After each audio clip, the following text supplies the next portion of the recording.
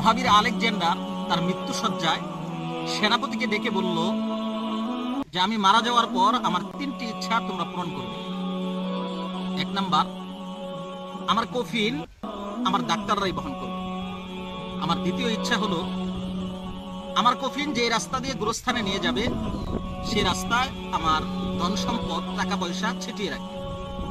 আমার সর্বশেষ ইচ্ছা হলো আমার হাত কফিন থেকে 2 পাশে ছড়িয়ে রাখবে।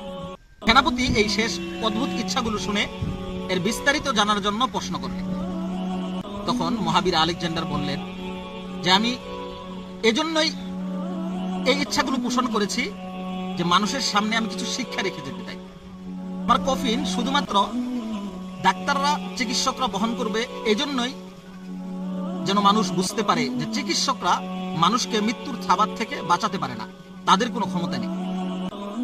আর আমি দ্বিতীয় ইচ্ছা এজন্য পোষণ করেছি যে আমার স্বর্ণ মুদ্রা টাকা পয়সা সবগুলো রাস্তায় ছড়িয়ে ছিটিয়ে থাকবে, মানুষ যেন এটা বুঝতে পারে যে এই স্বর্ণ মুদ্রা টাকা পয়সা আমি কিছুই নিয়ে যাইতে পারতেছি না, অথচ এগুলো উপার্জনের পিছনে আমার সারা জীবন ব্যয় করেছি।